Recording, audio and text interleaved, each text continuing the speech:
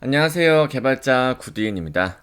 이번 시간에는 조건문 두 번째 스위치문에 대해서 같이 공부해 보도록 하겠습니다. 자, 2.2 스위치. 이전에 작성했던 코드 이어서 작성해 보도록 하겠습니다. if문은 프로그램 실행 흐름에 분기점을 만들고 else if를 써서 분기점을 여러 개 만들 수가 있었는데요. 하지만 모든 분기점이 같은 표현식의 값에 좌우가 된다면 if else가 최선의 선택이 아닐 수가 있어요. 똑같은 표현식을 여러 if문이 반복해서 평가하는 것은 어떻게 보면 코드적으로 낭비가 될 수가 있잖아요. 그래서 이런 부분을 해결하기 위해서 스위치문이라는 게 등장을 했고, 스위치문으로 똑같은 상황에 대해서 대응을 할 수가 있습니다. 자, 스위치문은 스위치 키워드 뒤에 괄호를 둘러싼 표현식을 if문과 마찬가지로 쓴 다음에 그 뒤에 중괄호로 감싼 코드 블록을 쓰는 형태가 스위치 구문을 사용하는 방법인데요. 자, 그 부분을 한번 텍스트로 정리해 보면서 스위치문을 같이 공부해 보도록 하겠습니다. 자, if문은 프로그램 실행 흐름에 분기점을 만들고 else if 이 부분을 써서 분기점을 여럿 만들 수 있습니다. 자, 하지만 모든 분기점이 같은 표현식의 값에 좌우된다면 최선의 선택이 아닐 수 있습니다. 이 부분은 조금 전 말씀드렸다시피 이제 코드적으로 낭비가 될 수가 있는 거죠. 따라서 똑같은 표현식을 여러 if문이 반복해서 평가하는 것은 낭비입니다. 자, 이렇기 때문에 스위치 구문이 등장했다고 말씀을 드렸고, 스위치문으로 똑같은 상황에 대응할 수 있습니다. 스위치문은 스위치 키워드 뒤에 괄호를 둘러싼 표현식을 쓰고 그 뒤에 중괄호로 감싼 코드 블록을 쓰는 형태입니다. 이렇게 스위치 구문을 쓰는 방법이 있고요. 예제 코드를 한번 보면 이렇게 쓸 수 있죠. 자, 스위치 이렇게 키워드를 쓴 다음에 괄호를 열고 닫고 중괄호를 이렇게 열고 닫으면 된다는 거죠. 여기 안쪽에는 마찬가지로 표현식이 들어가면 되는 거고, 이 아래쪽에는 이제 실행문이 이렇게 들어가면 되는 겁니다. 그래서 이렇게 기본 형식으로 이렇게 쓰시면 되는 거고요. 자, 스위치문의 정확한 문법은 이거보다 조금 더 복잡한데요. 코드블럭 곳곳에 케이스 키워드를 쓰고 그 뒤에 표현식과 콜론을 붙일 수가 있습니다. 스위치문이 실행되면 먼저 익스프레션의 표현식 값을 먼저 계산한 뒤에 케이스 라벨의 표현식 중에서 익스프레션과 같은 값으로 평가되는 그 실행문을 찾아서 동작을 하는 거죠. 이때 같은 이라는 값은 일치연산자, 는 키워드 3개를 통해서 판단을 하고요. 일치하는 것을 찾으면 해당 케이스의 코드 블럭을 실행하기 시작합니다. 일치하는 케이스를 찾지 못하면 디폴트 라벨을 찾아서, 디폴트 라벨조차 없으면 스위치문은 그 문 코드 블럭 전체를 패스, 건너뛰게 되는 거죠.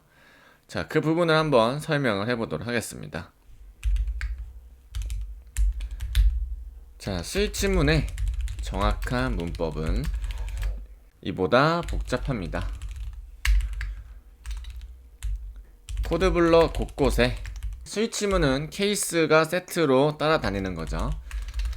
케이스 키워드가 그 뒤에 표현식과 콜론을 붙일 수 있습니다. 자, 콜론에 붙이는 이유는 그 코드가 정확히 그 해당 라인에서 끝났다는 걸 표현해주기 위해서 콜론을 붙이는 거죠. 스위치문이 실행되면 먼저 자 익스프레션과 비교해서 그 값을 계산한 후에 자 케이스 라인에 조건을 따집니다. 그런 다음에 익스프레션과 같은 값으로 평가되는 것을 찾습니다. 자 이때 자 같은이라는 키워드의 값은 일치연산자 는 키워드 3개를 통해서 판단을 하고요. 일치하는 것을 찾으면 해당 케이스의 코드 블록을 실행하기 시작합니다. 일치하는 케이스를 찾지 못하면 디폴트 이 라벨을 찾고요. 이 디폴트 라벨조차도 이제 해당되지 않다 혹은 디폴트 라벨이 없다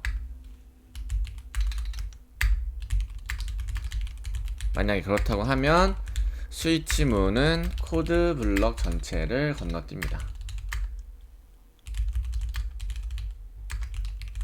자 이거를 이제 코드 패스라고 하죠. 네, 이렇게 코드 패스를 하고 그래서 이렇게 설명을 되면 어느 정도 스위치문의 전반적인 이론은 이렇게 정리할 수가 있고요. 뭐 코드를 한번 예제 코드를 한번 작성해 보면 자 우리가 익스프레션 부분에 n이라는 조건을 넣었어요. 혹은 n이라는 표현식을 넣었을 때 자 케이스 만약에 1이면 n이 1일 경우에 동작을 하는 거죠. 이면 여기서 시작합니다. 하고 이 케이스가 1일 때 코드 블럭 1을 실행합니다. 하고 이제 만약에 이 조건이 끝났으면 이렇게 브레이크를 넣어서 코드를 멈춰 주는 겁니다.